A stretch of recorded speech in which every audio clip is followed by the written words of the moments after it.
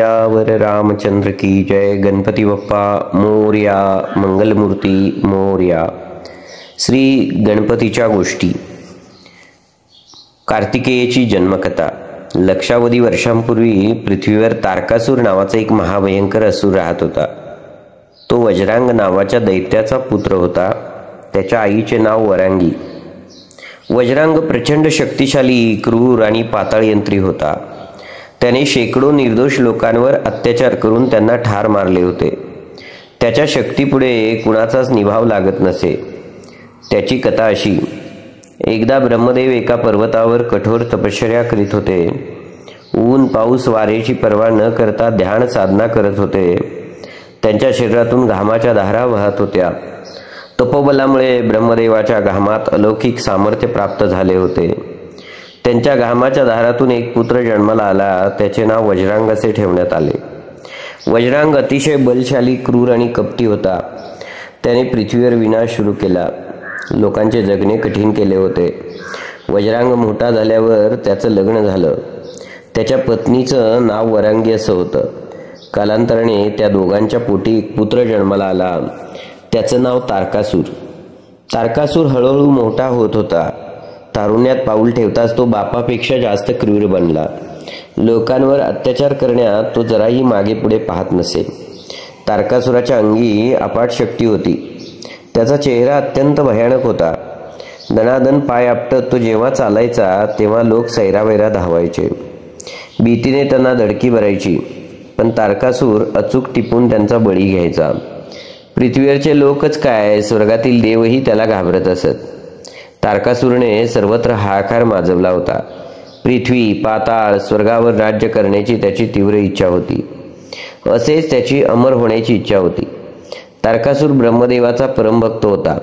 आपण ब्रह्मदेवांची आराधना केली तर आपली अमर होण्याची इच्छा नक्कीच पूर्ण होईल अशी खात्री त्याला वाटत होती.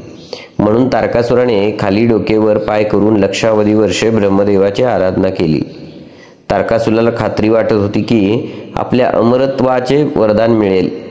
कारण ब्रह्मदेवांवर त्यांची अपार श्रद्धा होती, विश्वास होता. अखेर तारकासुराची साधना सफल झाली. ब्रह्मदेव तारकासुराला प्रसन्न झाले. ते म्हणाले, तारकासूर, मी तुझ्या तपश्चर्येने खूप प्रसन्न आहे. माग, तुला कोणते वरदान हवे आहे? ब्रह्मदेवाचे ते बोलणे ऐकून तारकासुराला अपार आनंद झाला.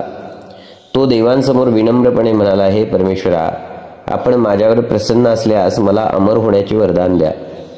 तारकासुराची मागणी ऐकून ब्रह्मदेव थक्क झाले. तो असा काही वर मागेल असे त्यांना कधी वाटले नव्हते. ब्रह्मदेव तारकासुराला म्हणाला, तारकासूर, या जगात अमर कुणीच नाही. प्रत्येकाला मृत्यू अटळ आहे.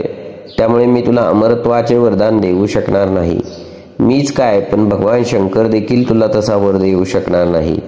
तेव्हा तुला दुसरा कोणताही वर हवा असेल तर तो मागून घे. ब्रह्मदेवांचे बोलणे ऐकून तारकासूर नाराज झाला. तो म्हणाला, देवा, मी मनापासून आपली भक्ती केली. आपण भक्तांची इच्छा पूर्ण करणारे आहात. आपणच मला म्हणालात की तुला हवा तो वर मागून घे आणि आता शब्द फिरवित आहात. ब्रह्मदेव त्याला म्हणाले, मी तुझी अमरत्वाची इच्छा पूर्ण करू शकत नाही, पण दुसरा वर द्यायला तयार आहे. तारकासूर धूर्त कपटी होता. त्याने लांबचा विचार केला आणि ब्रह्मदेवाला म्हणाला, देवा, ठीक आहे, तर मग तुम्ही मला असे वरदान द्या की माझा मृत्यू भगवान शंकरांच्या पुत्राच्या हातूनच व्हावा. त्यावर भगवान ब्रह्मदेवानी तथास्तु असे म्हटले आणि अदृश्य झाले. ब्रह्मदेवांनी तथास्तु म्हणताच तारकासुराचा आनंद गगनात मावेनासा झाला. त्याने ढगांच्या गडगडाटासारखे विकट हास्य केले. त्याच्या हसण्याने रानातील पशुपक्षी सैरावैरा धावू लागले. आता या विश्वाला मी काबीज करणार. देव, मानव, दानव माझे गुलाम होणार, कारण मी अमर झालो. तारकासूर मोठ्याने गर्जना करत म्हणाला. तारकासूराला वाटले होते की आपण मोठ्या युक्तीने ब्रह्मदेवाकडून अमरत्वाचे वरदान मिळवले आहे. भगवान शंकर यांचे लग्नच झाले नाही. ते स्मशान योगी आहेत. त्यामुळे त्यांचे लग्न होण्याची शक्यता कमीच. जर लग्नच होणार नाही तर मुलगा कसा होणार? जर त्यांना मुलगाच झाला नाही तर तो मला कसा मारणार? या विचाराने तारकासुराचा आनंद गगनात मावेनासा झाला.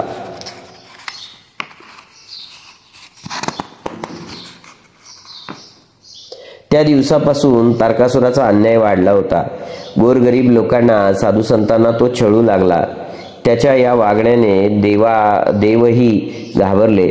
स्वर्ग, पृथ्वी, पाताळावर राज्य करण्याचे स्वप्न तो पाहू लागला. तारकासूर जरी कितीही मगरुरीत होता तरी दैवाला काही वेगळेच मंजूर होते. दरम्यानच्या काळात भगवान शिवशंकरांचे पार्वतीशी थाटामाटात लग्न पार पडले. कैलास पर्वतावर त्यांचा संसार सुरू झाला होता. आणखीन काही वर्षे निघून गेली. तारकासुराचा अन्याय वाढतच गेला. भयभीत झालेले देव शेवटी कैलास पर्वतावर भगवान शंकरांच्या शरणी आले. महादेवांना भक्तिभावाने वंदन करून त्यांनी तारकासुराच्या अन्यायाची आणि ब्रह्मदेवांनी तारकासुराला दिलेल्या वरदानाची माहिती देवांना दिली. महादेवांना हात जोडून ते म्हणाले, हे भोलेनाथ, आपणच आता या विश्वाचे तारक आहात. आपणच आता दुष्ट, कपटी आणि क्रूर अशा तारकासुराच्या तावडीतून सर्वांची सुटका करावी. देव महादेवांना पुढे म्हणाले, प्रभू, स्त्री पुरुष मिलनाशिवाय पुत्र किंवा पुत्री जन्माला येत नाही. आता आपल्यापासून पुत्र कसा जन्म घेईल याची आम्हाला काळजी वाटते. महादेवा, आपण आम्हाला आणखीन एक वचन द्या की तुमच्या आणि माता पार्वतीपासून पुत्र जन्माला येऊ नये. कारण तसे झाले तर आपला तो पुत्र महाबलशाली, महापराक्रमी, महातेजस्वी असेल. त्याच्या तेजामुळे सृष्टी जळून खाक होईल. तेव्हा आमच्यावर दया करा आणि आम्हाला वरदान द्या, आमचे संरक्षण करा. महादेवांनी सर्व देवांना तथास्तु म्हटले आणि तारकासुराच्या त्रासातून मुक्त करण्याचे वचन दिले. माता पार्वतीला जेव्हा शिवजींनी देवांच्या दिलेल्या वचनाची माहिती समजली तेव्हा पार्वती फार दुःखी झाली. महादेवांनी देवांना वचन देताना काही सारसार विचार केला की नाही असाही विचार मातेच्या मनात आला. माता पार्वती आपल्या पतीला म्हणाली, हे नाथ, आपण काहीही विचार न करता आपल्या दोघांपासून संतती होणार नाही असे वचन देवांना का दिले? प्रभू, संतती प्राप्तीशिवाय एका विवाहित स्त्रीचं जीवन यशस्वी म्हटलं जात नाही. माझं मन सुद्धा संततीसाठी आसुसलेलं आहे. असं वचन देण्याआधी माझ्या मनाचा तरी विचार करायचा. त्यावर भगवान शिवशंकर म्हणाले, देवी पार्वती, तुमचं दुःख, तुमच्या भावना मला समजतात. त्यांचा मी आदर करतो. पण काही निर्णय सृष्टीच्या कल्याणासाठी, मानवतेच्या भल्यासाठी घ्यावे लागतात. आपल्या पुत्राच्या तेजामुळे जर सारे विश्वच जळून खाक झाले तर केवढा मोठा विनाश होईल. त्यातून कुणाचे भले होणार आहे याचा विचार करा. ते ठीक आहे हो, पण माझं काय? आई होण्याचं माझं स्वप्न अपूर्णच राहणार. मातृसुखापासून मी वंचितच राहणार. पार्वती म्हणाली, देवी, तसं काही होणार नाही. काही दिवस मी तपश्चर्येला जाणार आहे. तेथे माझ्या आत्मतेजापासून एक पराक्रमी पुत्र जन्माला येईल. तो पुत्र तुझ्यावरही खूप माया करेल. त्याची तू चिंता करू नकोस. आपला तोच पुत्र तारकासुराचा वध करेल आणि तारकासुराच्या अन्यायापासून सर्वांची सुटका करेल. भगवान शिवशंकर म्हणाले. भोलेनाथ तपश्चर्येसाठी, ध्यान साधनेसाठी कैलास सोडून दुसरीकडे निघून गेले. कैलास पर्वताची आणि पार्वतीची जबाबदारी त्यांनी नंदीवर सोपवली. नंदी हा शिवजींचा परमभक्त होता, सर्वात आवडता होता. भोलेनाथ त्याच्यावर आपल्या मुलासारखे प्रेम करीत असत. त्याची खूप काळजी घेत असत. त्यांचा नंदीच्या पराक्रमावर, त्याच्या शक्तीवर पूर्ण विश्वास होता. भोलेनाथ कैलास सोडून गेल्यानंतर नंदीने आपली जबाबदारी आनंदाने चोखपणे पार पाडली. पार्वती छान रमली. तिची काळजी घेणारे खूप जण होते. एका उंच पर्वतावर भोलेनाथ तपश्चर्येला ध्यान लावून बसले. काही महिन्यांच्या तपानंतर शिवजींच्या भोवती एक दिव्य प्रकाश प्रकटला. त्यातून एक तेजपुंज बाळ जन्माला आलं.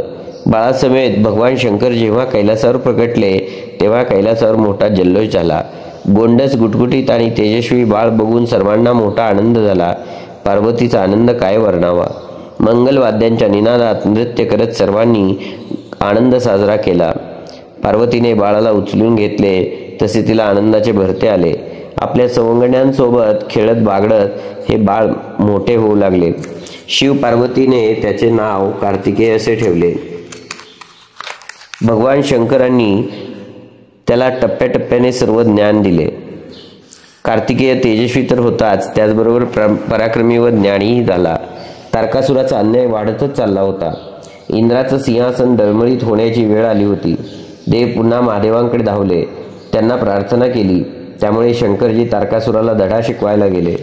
शिवजी जाणत होते की आपण तारकासुराचा वध करू शकत नाही, पण आपण तारकासुराशी लढून सृष्टीला नक्कीच वाचवू शकतो. शंकरजींनी तारकासुराशी घनघोर युद्ध केले. तारकासुराचे दैत्य व शिवजींची सेना यांच्यात घनघोर युद्ध झाले. या युद्धात भोलेनाथांनी तारकासुराला असो की पळो करून सोडले, पण तो ठार झाला नाही. तारकासुराने हैराण होऊन पळ काढला. तारकासुराला ठार मारून पुढील हानी टाळावीच लागेल असा विचार महादेवांनी केला. त्यासाठी कार्तिकेयाला युद्धाला पाठवायचे ठरवले. पार्वतीचा जीव कार्तिकेयमध्ये अडकला होता. कार्तिकेयशिवाय ती अजिबात राहू शकत नव्हती. पार्वतीला जेव्हा ती गोष्ट समजली तेव्हा तिला धक्काच बसला. एवढासा कार्तिकेय एवढ्या क्रूर व दिप्पाड दैत्यांशी कसा काय लढू शकेल असा तिला प्रश्न पडला. आपल्या बाळाला युद्धासाठी पाठवायचे नाही असा ठाम निर्धार तिने केला. महादेवांना तिने तसे बोलूनही दाखवले, पण महादेवांनी कार्तिकेयला तारकासुराशी लढण्यासाठी पाठवणे कसे आवश्यक आहे हे समजावून सांगितले. तारकासुराला ब्रह्मदेवानी जो वर दिला होता तो वर सांगितला. तसेच तारकासुराचा वध होणे कसे गरजेचे आहे हेही सांगितले.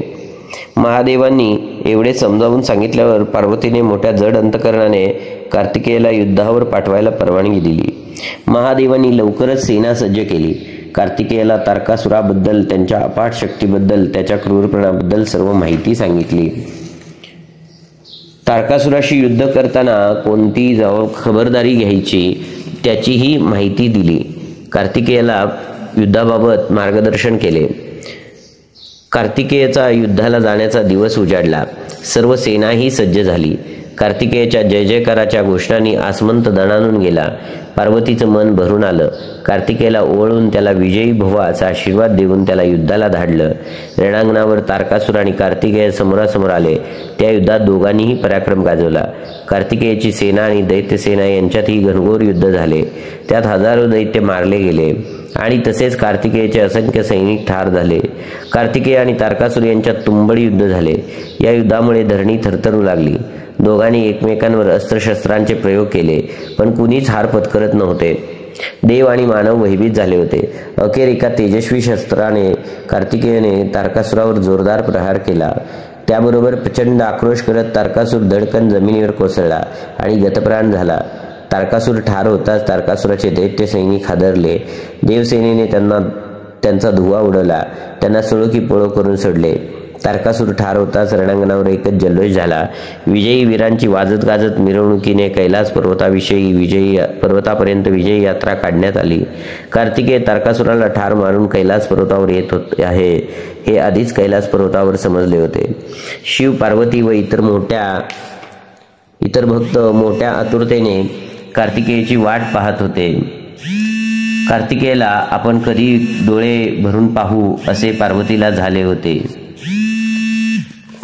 कार्तिकेयाची विजय यात्रा कैलास पर्वतावर येताच पार्वती आणि इतर सुवासिनींनी पंचारतीने ओवाळून त्यांचे औक्षण केले.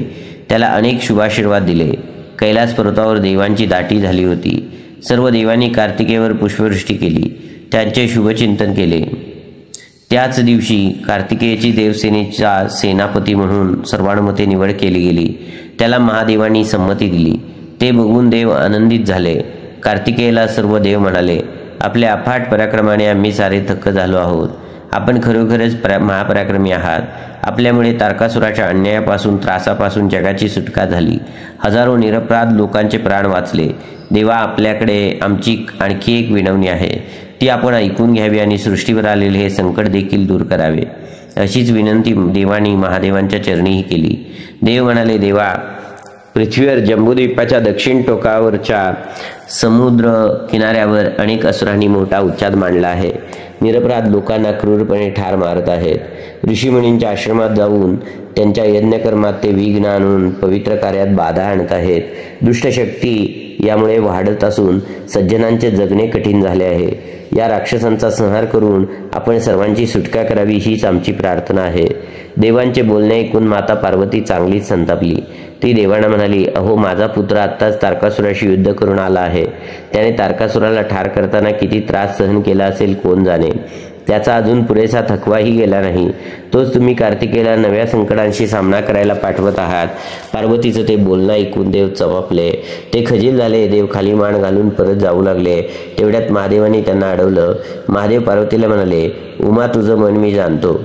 तुझं बोलणं अगदी योग्य आहे. पण सर्व देव आणि आपणही सृष्टीवरच्या प्राणीमात्रांचे कैवारी आहोत, तेव्हा त्यांच्या संरक्षणाची जबाबदारी आपल्या सर्वांची आहे. तेव्हा कार्तिकेयला दैत्यांचा विनाश करण्यासाठी जाऊ दे, त्यातच त्रैलोक्याचं हित आहे. मी तुला खात्री देतो की दैत्यांचा विनाश करून कार्तिकेय लवकरच परत येईल. भगवान शंकरांनी एवढे समजावल्यावर माता पार्वती कार्तिकेयला युद्धासाठी पाठवायला तयार झाली. काही दिवसांनी कार्तिकेय मोहिमेवर रवाना झाला. तेव्हा माता पार्वतीने कार्तिकेयला मोठ्या जड अंतकरणाने निरोप दिला. अशी ही आपण कार्तिकेयाची जन्मकथा ऐकली. आपणा सर्वांना विनंती आहे, आपण सर्वांनी आपल्या ओम चैतन्य उपासना केंद्र या यूट्यूब चॅनलला सबस्क्राईब करा, लाईक करा, शेअर करा, बेल आयकॉनचे बटन दाबा, कमेंट करायला विसरू नका. आणि गणपती बाप्पांची कहाणी आवडली तर आपण सर्वांनी जास्तीत जास्त शेअर करा. प्रभू सियावर रामचंद्र की जय. गणपती बाप्पा मोरया.